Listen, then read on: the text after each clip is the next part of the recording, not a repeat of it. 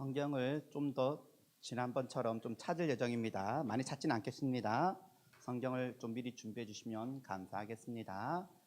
그리고 질문을 던질 테고 그 질문에 답변을 미래의 남전도 되시는 우리 남전도 회원, 미래 남전도 회원들에게 질문을 던지겠습니다. 답변을 손을 들어서 해주시면 감사하겠습니다.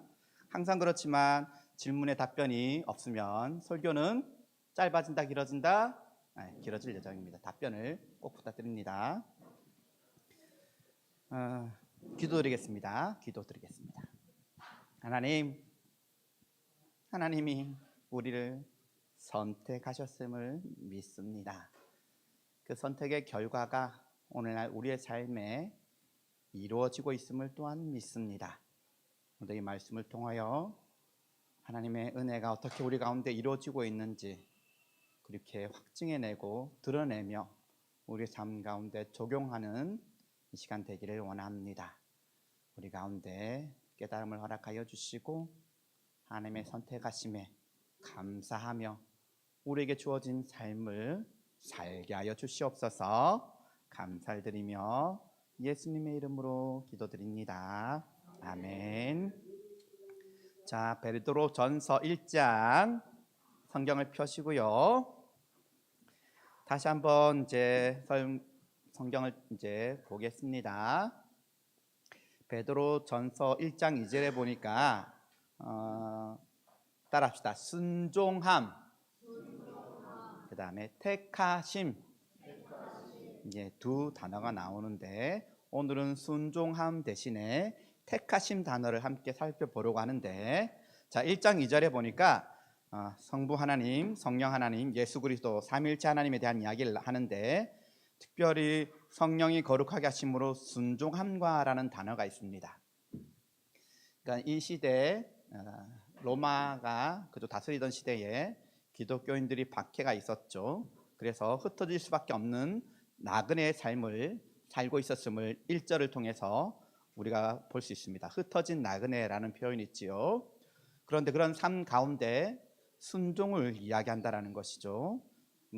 이 베드로전서를 말씀을 받게 되는 초대교회 성도들은 상황이 흩어진 상황 가운데 있고 그 다음에 그의 삶들의 모습은 뒷부분에 나옵니다.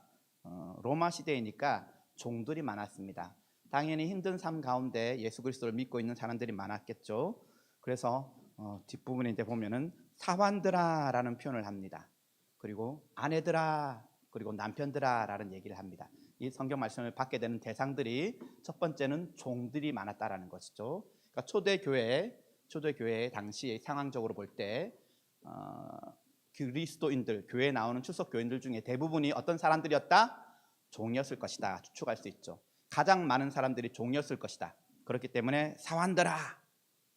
그리고 두 번째는 지난번에도 제가 말씀드렸죠. 우리나라도 마찬가지지만 여성보다는 남성들이 힘든 삶을 남성보다는 여성들이 힘든 삶입니다. 우리나라도 전통적으로.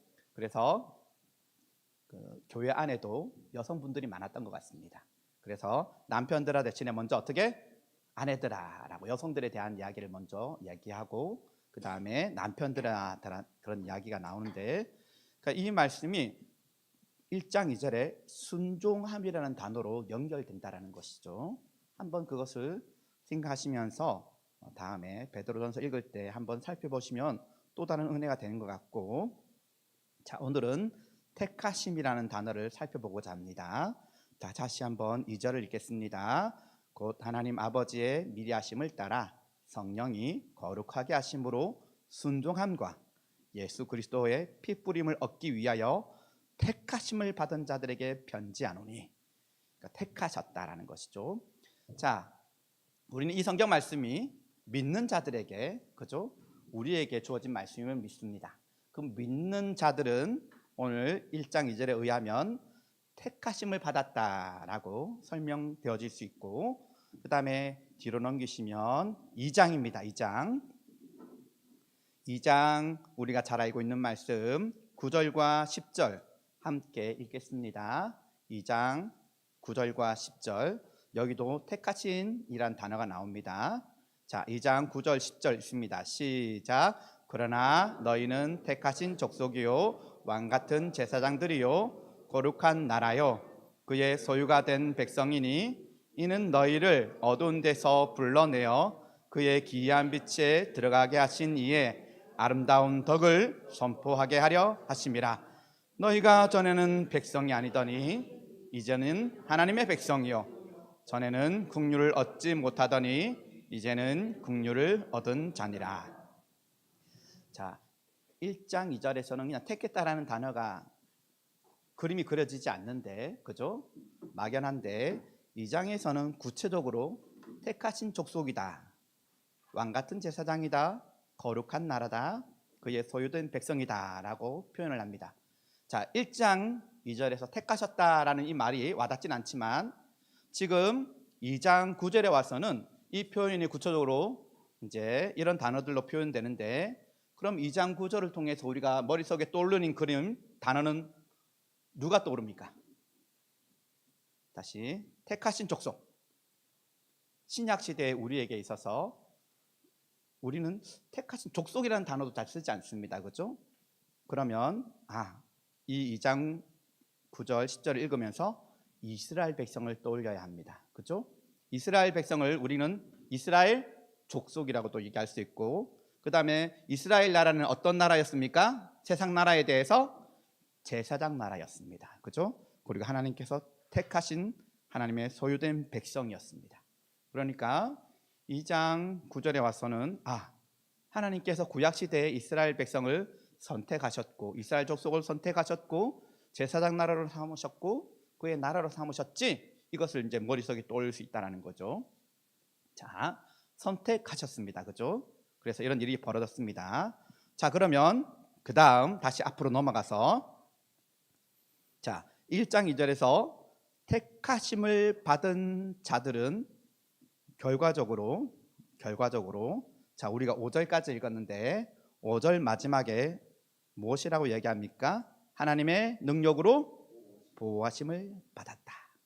자, 하나님께서 택하신 믿음의 사람들은 하나님의 능력으로 어떻게 보호하심을, 결과적으로 어떻게 됐다? 보호하심을 받고 있다는 것이죠. 자, 지금 이스라엘 백성이 아니라 지금 신약 시대를 살고 있는 기독교인들이 세계 곳곳에 흩어져 있는데, 이 상황 가운데 지금 신분이 어떻게 되어 있다고요? 종이고 힘든 상황 가운데 있다고요. 그런데 하나님께서 택하신 너희들은 결과적으로 어떻게? 하나님의 능력으로 보호하심을 받고 있다라고 얘기합니다. 그리고 다시 2장 10절로 넘어가시면 하나님의 택하신 족속, 왕같은 제사장, 거룩한 나라는 상황이 지금 어떤 상황이냐면 10절 끝에 따라합시다. 이제는 긍휼을 얻은 자이다. 예. 그러니까 하나님께서 택하신 족속, 그 존재는 하나님의 능력으로 어떻게? 보호하심을 받고, 두 번째는 2장 10절에 의하면 긍휼하심을 받고 있다라는 것이죠. 한번 천천히 생각해 보십시오. 택했다라는 말로 끝나지 않고 지금 현재 상황이 어떠한지를 설명한다라는 것이죠. 자, 미래의 남전도회 여러분, 질문을 드립니다. 주무시는 분 없죠? 자, 답변을 하시는 만큼 어떻게? 빨리 마칠 예정입니다. 20분입니다 지금. 우리가 많이 들었던 질문입니다. 물에 엄마랑 아내가 빠졌어요. 그러니까 원리를 생각하는 겁니다. 원리를. 기둥, 우리의 삶의 원리 기둥을 세우는 건데, 지금 물에 내 아내하고 내 엄마가 빠졌어. 많이 들어보셨죠? 그죠? 자, 지금 현재 남전도회가 아니라 미래 남전도회 여러분에게 질문을 던지고 우리 중고등부 친구들 답변을 해보십시오. 손을 들어서 표해 주십시오. 자, 같이 미래 남전도회 여러분들. 자, 지금 현재 상황이 누가 빠졌다? 엄마가 먼저 빠졌어요? 누가 먼저 빠졌어요? 두 사람이 빠졌는데 하여튼 그럼 좋아요. 엄마가 빠져 있고 또 한 사람 누구? 결혼 안 했는데요. 이렇게 말하지 말고, 그러면 이제 진행이 안 되니까. 지금 두 사람이 빠졌어요. 누가 빠졌다? 누가 빠졌다? 엄마와 아내. 아내. 자, 다 이해했죠? 중고등부 친구들 손을 들어 보십시오. 자, 누구를 먼저 구해야 되느냐? 이 질문이 던져졌어요. 자, 10초 드리겠습니다. 10초. 천천히 생각해 보고, 이런 질문에 대해서 왜 그런 질문을 하십니까? 이러면 이제 대화가 안 되고 이제 진전이 없으니까. 자, 설교를 마치기 위해서 답변을 해야 된다, 안 해야 된다? 해야 된다. 그냥 쉽게 생각해서 답변을 해야지만이 설교가 오늘 끝나는구나. 자, 중고등부 친구들, 자, 손을 들어서 표합니다. 첫 번째, 엄마를 구해야 된다. 이제 엄마를 눈 감으세요. 엄마들 눈 감고. 좋아요. 자, 두 번째, 아내를 구해야 한다. 자기만 살겠다. 엄마 아빠들 눈을 감으셔야겠군요. 귀도 막으셔야겠습니다. 답변을 하시라니까요. 손 안 드는 친구 안 돼. 이제 무조건 손 들어야 돼. 미래 남전도 여러분들 헌신 예배입니다. 자, 엄마를 구해야 한다. 손 들어 보십시오. 좋아요. 자, 아내죠. 두 사람 다 든 사람은 탈락입니다. 탈락. 그럼 설교 안 끝납니다. 다시 엄마냐 아빠는 누구? 아니, 엄마냐 아내냐 누구? 네. 왜냐하면 두 번 다 들었거든요. 그러면 이제 탈락입니다. 한 사람만 구해야 된다. 좋습니다. 네. 엄마가 안 계시니까 저는 대답하는 것 같습니다. 엄마가 계셨으면 엄마입니다! 라고 강력하게 얘기할 스타일인데, 엄마가 없는 관계로 엄마가 아니고 아내입니다. 미래 아내 될 분 좋겠습니다. 지금 없으니까 그렇게 이제 엄마입니다 라고 얘기한 것 같습니다. 왜 엄마입니까? 왜 엄마입니까? 한번 대답해 보시겠습니까? 그러면 먼저 왜 아내입니까? 왜 아내를 먼저 구해야 합니까? 나에게? 나이를 따지는군요. 자, 왜 엄마입니까? 왜 엄마야? 엄마 선택한 분들 왜 엄마입니까? 엄마가 옆에 계시니까. 좋은 대답입니다. 또 다른 대답. 왜 엄마입니까?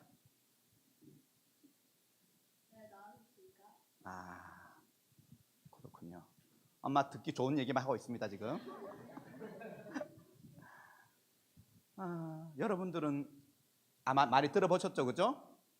자, 누구를 먼저 구해야 합니까? 아내를 먼저 구해야 한다고 합니다. 아내를 구해야 된대요. 원리적으로는 아내를 구해야 된대요. 왜 아내입니까? 이제 그거를 한번 성경적으로 한번 생각해 봅시다. 자, 하나님이 선택하신 백성을 어떻게 하신다? 하나님의 능력으로 보호하신다. 두 번째는 긍휼히 여기신다. 중요한 포인트입니다. 자, 하나님께서 누구를 성경적으로 먼저 구약시대에 선택하셨다고요? 이스라엘 족속을. 그럼 하나님이 이스라엘 백성을 족속을 선택하신 다음에 내버려 두셨나요? 보호하셨죠. 자, 아브라함에게 하신 세 가지 약속 무엇입니까? 첫째는 나는 너와 내 자녀의 하나님이 되겠다. 두 번째는 내 자녀를 하늘의 별과 바닷가의 모래와 같이 많게 하겠다. 세 번째는 가나안 땅을 주겠다. 자, 그리고 이제 이스라엘 백성이 가나안에 지금 머물러 있어요. 우리가 알고 있는 십계명에 전제되는 말씀이 무엇입니까? 십계명 성경책 맨 앞이나 뒤에 보면은 십계명이 나와 있지 않습니까? 거기에 전제되는 말씀이 뭡니까? 출애굽기 10장하고 신명기 5장에 나오는 말씀이죠. 그죠? 나는 한번 읽어보십시오. 누가 큰 소리로 시작.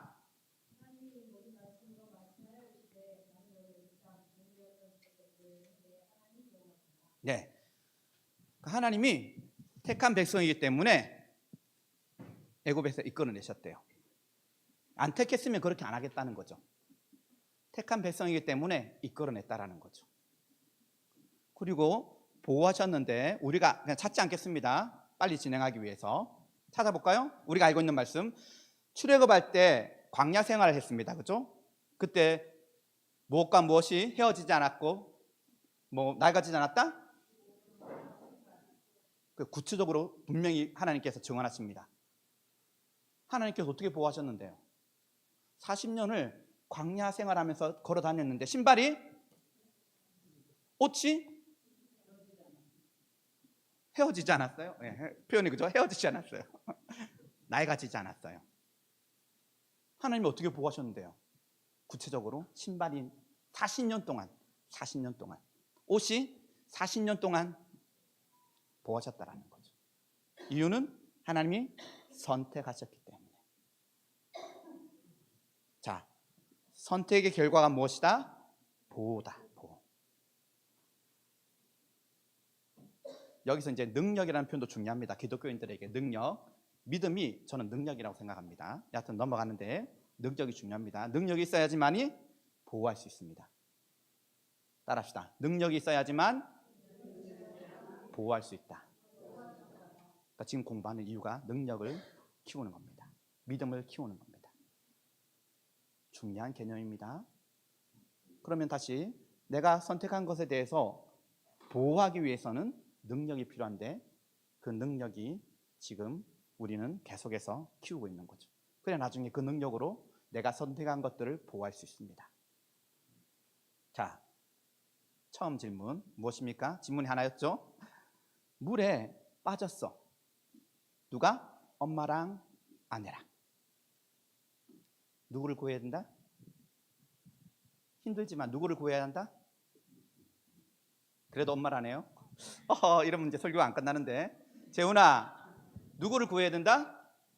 아내를 구해야 한다. 자, 하나님이 선택하셔서 보호하신대요. 선택이 원인이 되고 결과적으로 지금 어떻게 보호해야 되는데, 아내를 혹은 엄마를, 자 생각해 보세요. 나는 지금 엄마나 혹은 아내를 구해야 하는데 기준이 뭐라고요? 천천히 생각해 보세요. 자, 우리는 그냥 막연하게 생각하면 안 되고 성경적인 원리를 가지고, 자 지금 물에 내가 구해야 할 사람이 두 사람이 있는데 나의 엄마와 나의 아내가 있어. 지금 선택의 기준은 무엇이다? 내가 누구를 선택했느냐죠. 자, 어머니들에게 죄송합니다만, 엄마 된 분들에게 죄송합니다만, 아들은 누구를 선택했어요? 아내를 선택했어요. 성경적인 근거입니다. 자, 저도 이제 첫째 아들이 태어났을 때에 뭣도 모르고 무엇을 잘랐을까요? 네.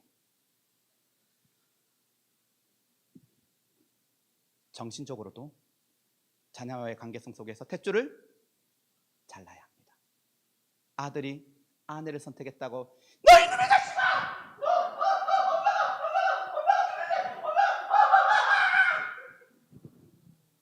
그럼 뭐예요? 탯줄을 못 자른 거예요.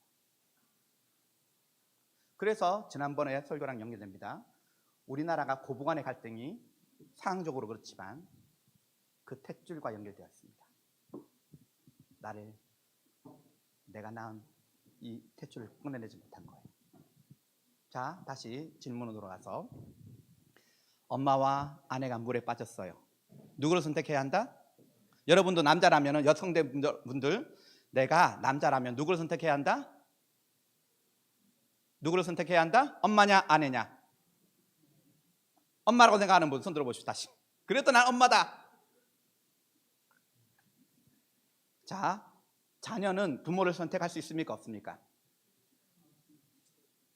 그럼 부모 된 여러분들도 자녀를 선택할 수 있습니까? 없습니까? 일반적으로 그죠? 사람들이 왜 아내를 선택합니까? 해야 합니까? 라고 이제 질문을 한다면 대답은 내가 선택한 사람이기 때문에. 부모는 내가 선택할 수 없어요. 나의 자녀도 내가 선택하는 게 아니에요. 그러나 유일하게 아내만큼은 내가 선택한 존재입니다. 자, 내가 선택했다는 의미는 오늘 성경에도 근거해서 결과적으로 무엇이다? 내가 보호한다. 그 말을 다른 말로 표현하면 우리가 그냥 일반적으로 쓰는 용어로 책임을 진다는 얘기입니다. 책임을. 자, 천천히 한번 생각해 보십시오. 엄마랑 아내가 빠졌는데 내가 선택한 사람은 누구라고요? 아니라고요. 그것을 부모된 여러분들도 받아들이셔야 됩니다. 자, 바꿔서 아내랑 자녀가 물에 빠졌어요. 이러면 또 상황이 달라질 수 있습니다. 그럼에도 불구하고 누구를 선택해야 한다? 아내 없다고 생각하시고. 누구? 아내가 없다니까요. 아내랑 아들들이 지금 빠져 있어요. 어떻게? 아내 있다고 지금 이런 얘기를 하시는데, 자, 선택한 사람이 누구냐고요. 선택한 사람이. 그러면 그 선택한 것에 대해서 내가 어떻게 해야 한다? 책임을 져야 한다. 자, 하나님이 지금 그 얘기를 하시는 거예요. 내가 택했기 때문에 너를 내가 능력으로 보호할 거야. 지금 흩어진 기독교인들 가운데 그 말씀을 하시는 거예요. 내가 택했기 때문에 내가 너 책임질게. 놀라운 말씀입니다. 그럼 우리는 그것을 그대로 받아들여서 현실이 아내냐, 엄마냐, 자녀냐, 우선순위에 있어서 마음속에 정하셔야 합니다. 내가 택한 존재는 믿음으로 어떻게 한다? 아내를 선택해야 한다. 심지어 자녀가 있을 때에도 누구를 선택해야 한다? 아내를 선택해야 한다. 중요한 원리입니다. 만약에 여기서 부모를 선택하거나 자녀를 선택하기 시작하면 이제 건강한 가정이 안 되는 거죠. 성경적으로 원리가 그렇습니다. 무조건 영순위입니다. 영순위. 자, 우리가 일반적으로 친척 관계를 정리할 때도 부부는 몇 촌입니까? 0촌입니다. 0촌. 부모와의 관계는 1촌이고 나와 자녀의 관계도 1촌이죠. 부부는 0촌입니다. 우선순위 대상이 아니에요. 무조건이에요. 무조건. 왜냐하면 내가 선택했기 때문에. 성경적으로는 뭐예요? 하나님께서 내가 택한 존재는 내가 책임진다. 내가 긍휼히 여긴다. 걱정 말아라. 그 얘기를 하신다고. 자, 그러면 이제 미래의 남전도에 되는 여러분들 이것을 붙잡으십시오. 하나님께서 택하신 자들은 책임지시는데 이것을 이제 우리의 믿음에 적용해야 한다는 거죠. 나도 내가 택한 존재에 대해서는 책임을 져야 하는데 능력이 필요하다는 거죠. 능력이. 그냥 공부도 안 하고 맨날 놀기만 하면은 내가 보호할 수 없어요. 내가 선택한 존재에 대해서, 선택한 것에 대해서. 자, 여기서 이제 한 걸음 더 나아가서 대제사장, 왕 같은 제사장이라는 표현을 하는데 이제 저도 이제 부부 관계 속에서 힘든 경우가 많습니다. 힘든 경우가 많은데 지난번에도 얘기했지만 이스라엘 백성들에게 있어서 세 가지 기름 부은 직분이 있습니다. 구약 시대에 첫 번째 누굽니까? 기름 부음 받은 자 왕, 그 다음에 선지자, 제사장이 있습니다. 왕과 선지자는 하나님과 이스라엘과의 관계성 속에서 어떤 모습이다? 이렇게 하지 않고 이렇게 서 있다고 했습니다. 왕과 선지자는, 그죠? 제사장만큼은 어떻게 서 있다? 이스라엘 백성을 등에 짊어진 채 하나님께로 나아가는 존재라는 거죠. 자, 이것을 남전도 여러분에게 한번 적용해 봅시다. 저도 정말 힘든 부분인데 제사장은 히브리서 말씀에 의하면 연약함을 짊어지고 나가는 존재예요. 나의 연약함도 있지만 백성의 연약함이죠. 아내와의 관계성 속에서 힘들어요. 아내가 어떻게 해서 하여튼 힘들어. 그때 이제 아내 쪽은 놔두고 남자들 입장에서 우리는 제사장. 그 얘기는 아내의 연약함을 어떻게 해야 돼요? 짊어져야 된다고요. 그리고 하나님께 나아가는 존재라는 거죠. 이게 정말 현실에서는 정말 힘든 부분입니다. 오늘날 대부분의 사람들이 그 책임을 어떻게 해요? 지려고 합니까? 안 지려고 합니까? 안 지려고 하죠. 내가 선택한 거 취소해. 그리고는 어떻게 해요? 갈라설 것을 얘기하고 몇 년 전에는 졸혼이라는 용어도 그죠? 생겨났습니다. 그러니까 책임에 대해서 내가 귀찮고 내가 불편하니까 끝내버리자. 그러나 하나님의 선택하심은 우리가 믿듯이 한 번 택한 족속은 어떻게 해요? 한 번 택한 백성은 영원토록 끌고 가신다라는 거죠. 호세의 말씀에 의하면 오늘 말씀처럼 교회가 여성인데 이스라엘 백성이 여성이었는데 여자가 바람을 피웠어. 그럼에도 불구하고 호세아가 어떻게 해요? 아내를 데리고 와요. 그리고 다시 살아요. 머리로는 받아들여야 돼요. 가슴으로는 안 되더라도. 아내가 얼마 전에 뉴스 났었죠. 외국인 부부가 인도를 여행하는데 인도에 성범죄가 많은 거 아시죠? 하루에도 막 엄청나게 일어납니다. 당했어요, 남자 여자가. 자, 그런 상황에서 기독교인 된 우리는, 내 아내가 지금 그런 상황이에요. 그때도 우리는 어떻게 해야 돼요? 아내를 받아줘야 돼요. 그러니까 책임을 진다는 의미가 어마무시한 겁니다. 그러니까 주님이 우리를 책임지셨다, 그 얘기는 어마무시한 겁니다. 그러니까 보라, 세상 죄를 지고 가는 하나님의 어린 양이로다. 주님은 온 세상의 죄를 짊어지고 제사장 직분을 감당하셨대요. 그러면 자, 저도 참 그때 이제 그 순간은 떠올리기 싫은데 아내랑 싸웠어. 그때 여하튼 나는 제사장이다. 아내의 연약함을 어떻게 해야 돼요? 내가 짊어지고 나가야 돼. 그게 정말 받아들이기 힘들어요. 지금 내 감정이 도저히 안 되는데 그때 내가 선택한 존재니까 무슨 일이 있어도 내가 책임지겠다. 그 마음을 한번 다시 떠올리셔야 됩니다. 주님이 그렇게 바람 피운 우리를 다시금 걷어들이시고, 성경은 표현합니다. 우리가 아직 죄인 되었을 때에 하나님께서 우리에게 대한 자신의 사랑을 확증해 내셨다. 아내가 나랑 부딪혀가지고 나랑 원수지간이야. 그때 정말 제사장의 모습이 필요한 것이죠. 자, 제사장은 다시 말씀드립니다. 연약한 자들을 위해서 필요한 존재입니다. 만약에 아내가 혹은 세상 사람들이 다 괜찮은 사람들이야, 그러면은 죄인이 아니야, 연약한 사람들이 아니야, 그러면 제사장은 직분이 필요가 없는 거죠. 참 이걸 받아들이기 힘듭니다, 현실적으로. 그렇죠? 부부 싸움 났을 때에 남편 된 분들이 나는 그래도 이 말은 쉽지만 그죠? 현실적으로는 얼른 안 됩니다. 그죠? 그래! 집어치워! 이러고 문을 밖으로 나가든지 외박을 해버리든지 맛 좀 봐라! 그런 마음이 막 불같이 일어날 때 어떻게 한다고요? 남성된 여러분들, 미래의 아내를 위해서 어떻게 한다? 아내를 선택하고. 주님, 나중에 보면은 남편들아 라고 얘기하면서 따라합시다. 더 연약한 존재. 네, 그렇게 표현합니다. 아내들을 남편들에게 얘기하면서 권면하면서 더 연약한 존재다. 다시 말하면 정말 연약한 그때에 우리의 제사장의 모습이 필요하다라고 말씀하고 있습니다. 자, 말씀을 정리합시다. 어머니들도 잘 들으십시오. 탯줄을 끊는 것을 평생 기억하십시오. 그래서 내 자녀가 나를 선택하지 않았어, 괜찮다, 네가 선택한 사람을 책임져라, 이런 여유를 드러내십시오. 자, 다시 한번.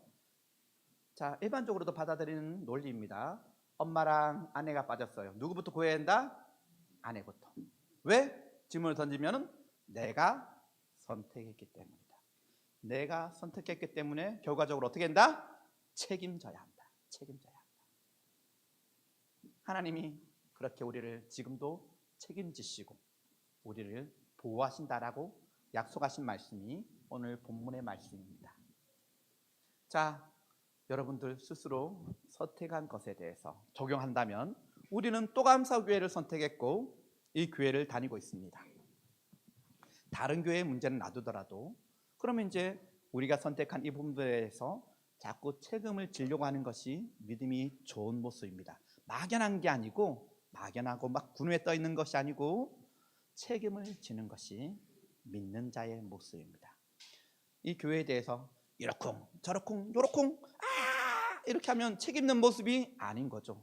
부부 싸움 가운데서 당신이 이랬어 이러면 이제 책임 있는 모습이 아닌 거예요. 자, 남성교회, 미래 남성교회 여러분들, 아마 예배 마치고 짐을 옮기는 일이 있습니다. 함께 책임지는 모습으로 우리의 믿음을 확증해 내기를 권합니다. 기도드리겠습니다.